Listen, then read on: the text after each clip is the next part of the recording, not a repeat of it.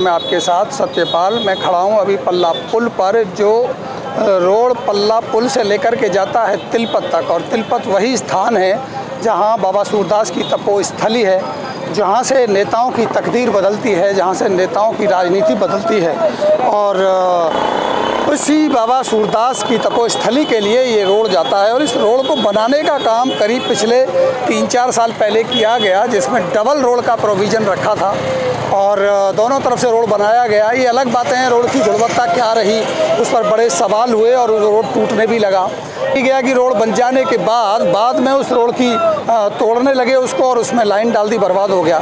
इसमें लगी सारी लाइटें जो हम लगातार ब्लैकआउट में हमने इसको दिखाया कि एक भी लाइट नहीं जल रही, नीचे चलने का रास्ता ठीक नहीं है, सड़क ठीक नहीं है। बन करके अभी कुछ समय पहले ही हैंडओवर MCF को दिया गया, CPWD माफ़ कीजिएगा PWD ने इसको बनाया और उसको दिया गया, हैंडओवर कर दिया गया। लेकिन हैंडओवर की स्थिति ये कि यहाँ से निकलना भी दुश्वार है। अगर मैं उस पॉइंट की बात करूँ जो बिल्कुल पल्ला पुल से इसको कनेक्ट करता है, तो ये ठीक मेरे पीछे आप पल्ला पुल देख रहे हैं, वही पल्ला पुल जो कभी एक रास्ता हुआ करता था। इस पल्ला पुल को लेकर के बड़ा आंदोलन बाबा रामकेवल ने छेड़ा, उसको डबल बनाने की बात हुई और उसके बाद ये रोड तिलपत के लिए गया।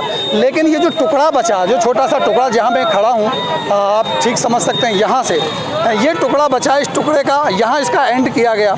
जब इसकी लंबाई पल्ला पुल से लेकर के और बाबा सूरदास के तिलपत धाम तक नापी गई, तो इसको यहाँ रोक दिया गया। तोड़ने की कोशिश दुकानों की हुई थी, लेकिन दुकानों को तोड़ा नहीं जा सका, चौड़ा किया नहीं जा सका। फिर भी काफ़ी हद तक रोड चौड़ा रहा। लेकिन समस्या यहाँ नहीं है, समस्या इस मार्केट में नहीं है, समस्या इस थाने के सामने नहीं है। समस्या बनी सबसे बड़ी यहाँ आकर के, जहाँ एक खुला रास्ता भी है, खुला चौड़ा मैं कहता हूँ कि दायरा भी है। देख सकते हैं आप, यहाँ से लेकर के पूरा दायरा है, लेकिन यहाँ रोड नहीं बनाया जा सका।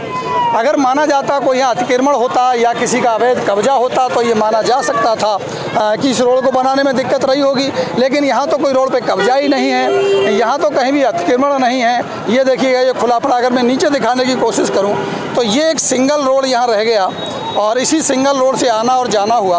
पूरा का पूरा रोड डबल हुआ, लेकिन यहाँ आकर के ये रोड सिंगल का सिंगल रह गया। और यहाँ भी मार्केट लगती है, तो इसकी वजह से थोड़ा सा ट्रैफिक और भी रहता है। लेकिन ये मुख्य चौराहा होने के बावजूद ना तो हाई मास्क लाइट का कोई प्रोविज़न रखा गया, जबकि कहा गया कि पूरे शहर को रोशन करेंगे।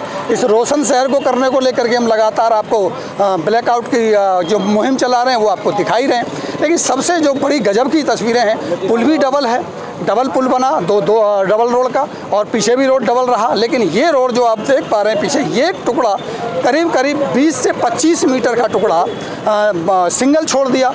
दोनों तरफ इस तरह के मिट्टी हटिए गड्ढे, ये देख सकते हैं। अब गाड़ी उतारना भी इधर बड़ा मुश्किल होता है। कहने के लिए यहाँ 4 पुलिस वाले लगते हैं ट्रैफिक को कंट्रोल करने के लिए। सुबह शाम यहाँ जिद्दोजहद होती है। सुबह तो जाम इतना बड़ा लग जाता है कि यहाँ हालात बड़े ख़राब हो जाते हैं। लेकिन सिर्फ इस रोड के टुकड़े को चौड़ा ना करने की वजह से सारी की सारी स्थिति बनी हुई है। अगर आप इस पल्ला पुल को पार करके बाईपास रोड पर जाएंगे तो वो रोड भी अच्छा खासा बना है, चौड़ा बना है, वहाँ भी किसी तरह की कोई स्थिति नहीं है। और पीछे तिलपत जाने के लिए रोड डबल बनी गया है, बीच में फुटपाथ भी बना दिया गया है, पल्ला जाने के लिए भी रोड अच्छा खासा चौड़ा है। लेकिन यहाँ की स्थिति आप देखिए, एक मात्र 20 मीटर के टुकड़े ने जीना मुश्किल कर दिया लोगों का। और यहाँ आप देख सकते हैं, ये एक मिट्टी डालने तक की नौबत यहाँ नहीं समझते यहाँ के अधिकारी कि कम से कम खुला रोड है, रोड में कहीं कमी, जगह में कोई कमी नहीं है, जगह स्पष्ट है। अगर चाहें तो यहाँ इसको चौड़ा कर किया जा सकता था। ये वो मुख्य चौराहा है पल्ला का, जहाँ से लोगों का आवागमन रहता है। अभी भी आप देख सकते हैं मेरे सामने ट्रैफिक वाले यहाँ खड़े हुए हैं। अब ट्रैफिक वाले भी क्या करें, जब रोड ही निकलने के लिए नहीं होगा तो ट्रैफिक कंट्रोल कैसे होगा। तो ये स्थिति बनी है और ये बहुत मैं कहता हूँ अजीब सी, मतलब एक कहानी है, अजीब सी एक लापरवाही की स्थिति है। ये रोड भी आप देख सकते हैं यहाँ, और ये सामने पल्ला पुल है, पल्ला का रोड चौड़ा भी है। लेकिन यहाँ से जब गाड़ियाँ निकलती हैं तो बड़ी मुश्किल होती है, क्योंकि इसी सिंगल रोड से लोगों को आना है और इसी सिंगल रोड से जाना। ये वो दायरा है। देखिए, मैं कैमरे को वहाँ तक जूम करके अगर आपको दिखाऊं तो यहाँ से लेकर के और जहाँ मैं खड़ा हूँ यहाँ तक मात्र 25 मीटर की दूरी रही होगी। ये वाला टुकड़ा, यही टुकड़ा है जिसने मुश्किल कर दिया पूरे के पूरे ट्रैफिक को, और मुश्किल होती है। अब यहाँ खड़े भी हैं, देखो पुलिस वाले बेचारे कर रहे हैं कोशिश समझने की। और इधर से ये चौराया है, मुख्य चौराया भी है, क्योंकि ये रास्ता अगर आप देखेंगे तो नहर के किनारे किनारे ये सेहतपुर और दिल्ली से आता है इधर से, और सीधा चला जाता है ये फरीदाबाद, इधर भी चला जाता है। कुछ लोग यहाँ से बाईपास करके और वापस मथुरा रोड की तरफ चले जाते हैं, और इधर तिलपत और उसके लिए लोग चले जाते हैं। देख सकते हैं एक पुलिस वाले इधर आप देख पा रहे हैं, एक वहाँ लगे हैं और एक यहाँ लगे हैं, चारों तरफ पुलिस लगी है। लेकिन इतना इनका रोज़ का खर्चा भी होता होगा। अगर इस रोड के टुकड़े को सिर्फ सीधा कर दिया जाए 20-25 मीटर के टुकड़े को, तो मुझे लगता है शायद इतनी जिद्दोजहद नहीं होगी, ट्रैफिक नहीं होगा, जाम नहीं होगा, इतना जो यहाँ मुश्किल हो रही है निकलने में ये शायद नहीं होगी, अगर केवल और केवल इस 20 मीटर के टुकड़े को चौड़ा कर दिया जाए। जबकि ये उस टेंडर का हिस्सा है, पल्ला पुल से लेकर के तिलपत जाने वाली जो रोड बनाई गई, जो टेंडर दिया गया, उसी रोड का ये हिस्सा है और नहीं बनाया गया। और इसको अब बता रहे हैं कि इसको हैंडओवर भी कर दिया, एमसीएफ को दे दिया गया। पीडब्ल्यूडी ने अपना टेक ओवर जो अपना होता हैंडओवर कर दिया और नगर निगम ने इसको ले लिया। एक बार फिर वही मेरे साथ बाबा राम केवल अक्सर रहते ही हैं। बाबा जी फिर वही समझेंगे, पल्ला पुल की मांग करी आपने, डबल रोड बना दिया, डबल पल्ला पुल बना, पहले सिंगल होता था और आगे तिलपत तक ये रोड जाती है। रोड की क्वालिटी क्या, गुणवत्ता क्या, उसकी बात नहीं है। सवाल ये है कि जो चौड़ीकरण का बात थी, ये 20 मीटर का टुकड़ा चौड़ा हो सकता था। बिल्कुल, अगर ये हो जाता तो शायद ये जो दिक्कत यहाँ आ रही है ये शायद नहीं होती। अगर आप इधर कैमरा घुमाएंगे तो ये जितना स्पेस है इसमें एक बहुत अच्छा सुंदर चौक बन सकता है। सरकार की मंशा हो तो ये 10-20 लाख रुपए में पूरा हो सकता है। इतना बड़ा टेंडर जब 47 करोड़ रुपए इसमें लगा सकते हैं, तो क्या 10 लाख रुपए की सरकार की हिम्मत नहीं है? सरकार लगा सकती है, प्रशासन लगा सकता है। हमारे जो नगर निगम के अधिकारी हैं, पीडब्ल्यूडी के अधिकारी हैं, वो अगर चाहें तो इस काम को कर सकते हैं, लेकिन करने की मंशा हो तब ना, करने की मंशा नहीं है।